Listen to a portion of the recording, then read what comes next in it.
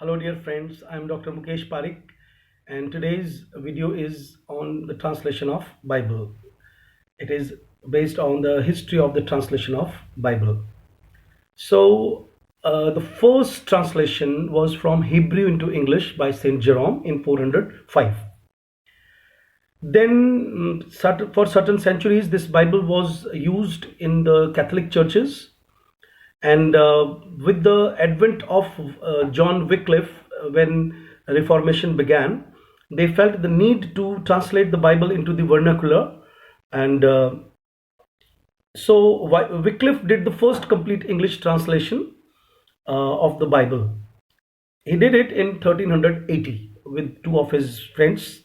I would call them disciples, Nicholas of Herford and John Purvey.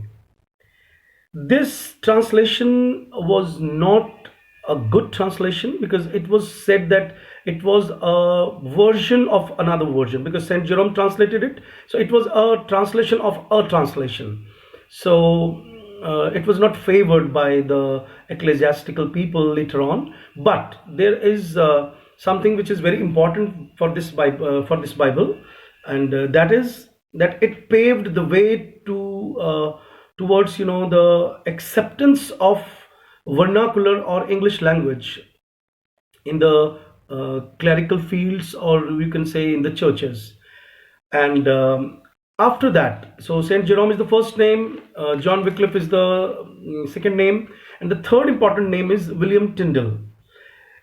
He is responsible for the complete English translation, or I would like to say the first English translation of some importance, because his translation was from the Hebrew and the Greek version, which was considered to be authentic version. And he came up with this translation in 1526, and it was not a complete translation into English. And Miles Coverdale, the fourth name comes. Miles Coverdale is given the credit of completing the incomplete translation of William Tyndale, and then Miles Coverdale completed it. So after Miles Coverdale came up with his Bible in 1535.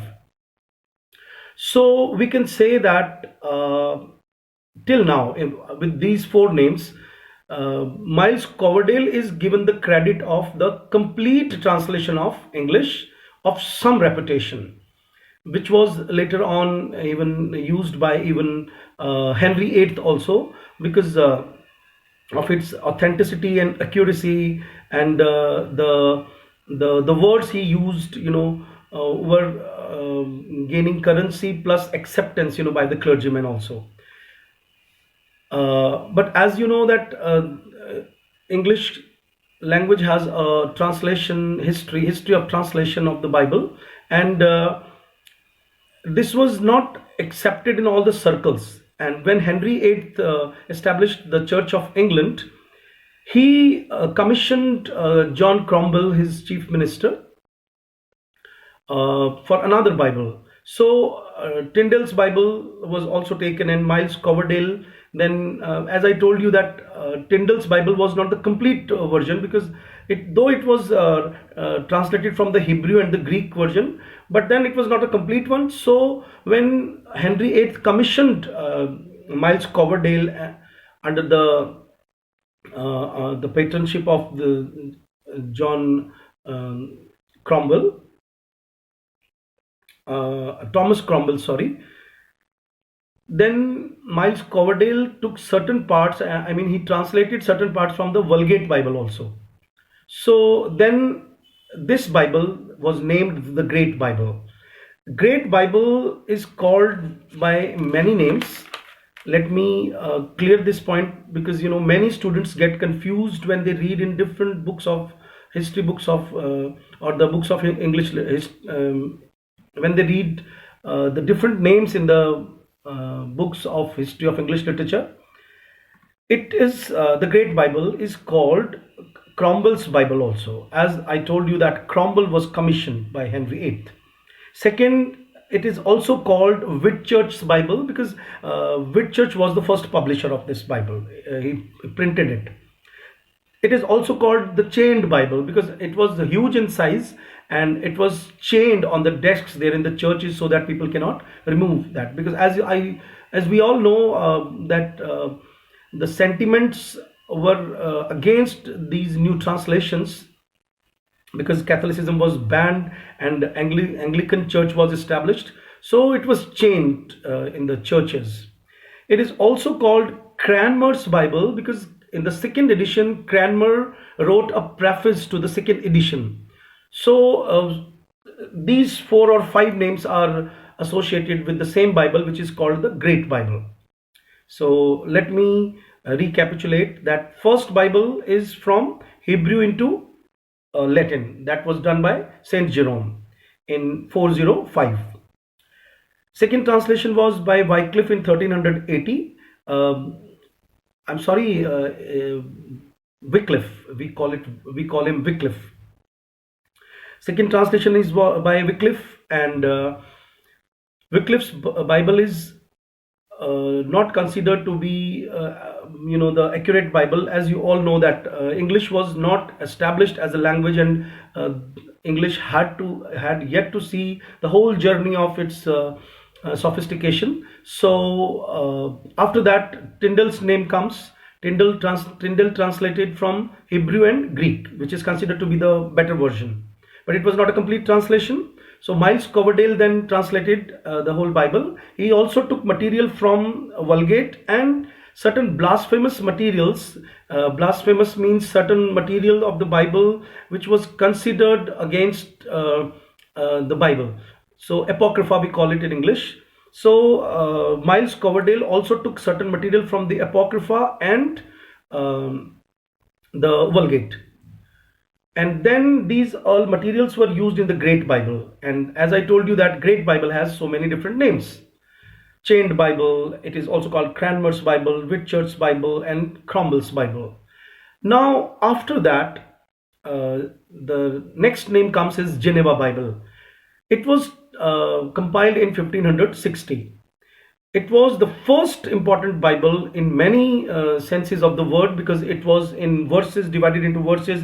It had maps, it had indices, it had certain footnotes also, and the divine rights of the kings were not accepted by this Bible. This was the Bible which was taken on the Mayflower ship by the pilgrims to America. So again, this can become an important question, that which Bible was taken to America first. And apart from that, John Donne, Shakespeare, and John Bunyan, the major 3 writers in English, they also relied on this Bible, Geneva Bible. So Geneva Bible, and another important question comes to my mind, that some people may ask me that why it is called Geneva Bible.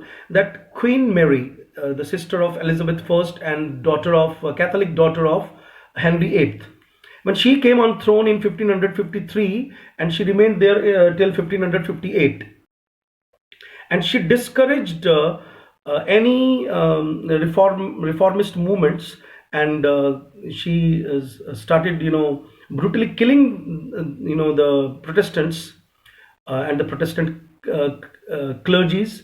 So that is why she is also called Bloody Mary, and she put a ban on the translation of Bible. So William Tyndale, this Miles Coverdale, and I think Tyndale was responsible for this translation or the compilation. So these kind of writers who were translating, they fled to Switzerland, where there was a favorable atmosphere for the Protestant writers. So in the city of Geneva, it was translated or say compiled, and then it was smuggled to England, and that is why it is called Geneva Bible. And another important point which comes to my mind is that this was the Bible which paved way for again better English, because this Geneva Bible was I think I have not mentioned the date. It was compiled in 1560, and this Bible was later on it became the base for the first authorized version by James first. Okay, so after Geneva Bible, when Queen Elizabeth, took the task in her hand to establish the things of spirituality in her hand, so she came up with the folio of Bible, and she commissioned the translation of Bible, or the compilation of Bible, which is called Bishop's Bible. It came in 1568, and on the folio of this Bible there is a portrait of Queen Elizabeth. And but though it was official Bible, but people had more respect for the Geneva Bible, and Geneva Bible was far more famous also. After that came the authorized version of Bible in 1611, and the translation began, or the compilation began in 1604, and it was completed in 1611, and it is considered to be the most important Bible which influenced the English language. And in our NET exam, they have asked us many questions like what were the impacts of the authorized version or King James Bible version on the English language. Let me also say a few words like why we consider it very important Bible, and why King James, when there was already an authentic version from the Protestant Queen Elizabeth, then there was a need for a Bible. Actually, we all know that James first came from Scotland, and in Scotland there was a descent from the Presbyterian and the Puritan people, and so King James was already tortured, mentally tortured by these clerics. So, but he did not want the same kind of problem in England, because Geneva Bible was very famous, and Geneva Bible said that kings and monarchs are, anarchists. So, as you all know, that James first was the first king who asserted the divine rights of kings. He wrote 2 books also on that. So you can all understand the politics behind that. King James was not happy with the version of the Bishop's Bible's version, because it was based on Geneva Bible, which was not giving him the divine rights. So obviously he wanted to change the politics, so he came up with his own Bible. He appointed around 40 bishops. That's why it is also called Bishop's Bible. I'm sorry, it is not called Bishop's Bible, but 40 bishops were responsible for the translation or the compilation, and they really worked very hard, and that is why we have so many good phrases and words in the English lexicon after that. So this is all the history of the translation of English Bible. I would also like to add one more point. As you know that the video is not the actual medium to deliver a lecture, but I would like to add here that somewhere I was attending a lecture during my college times, and I came to know about the Catholic version of the English Bible, when I think our teachers were teaching us Rape of the Lock. And you all know that Belinda had a Bible in her cupboard. So to my mind, when I was preparing this lecture, I thought like I should also give you the name of this Bible also. So the first complete Roman Catholic Bible in English was Douai Reims Bible. Douai and Reims are 2 cities in France where the Old Testament and the New Testaments were translated into English. And this was the last translation. And after that, authorized version, even I have this authorized version. It's very old, it's quite old now. I have read it 2 or 3 times, and I think this authorized version is the mostly available version around us.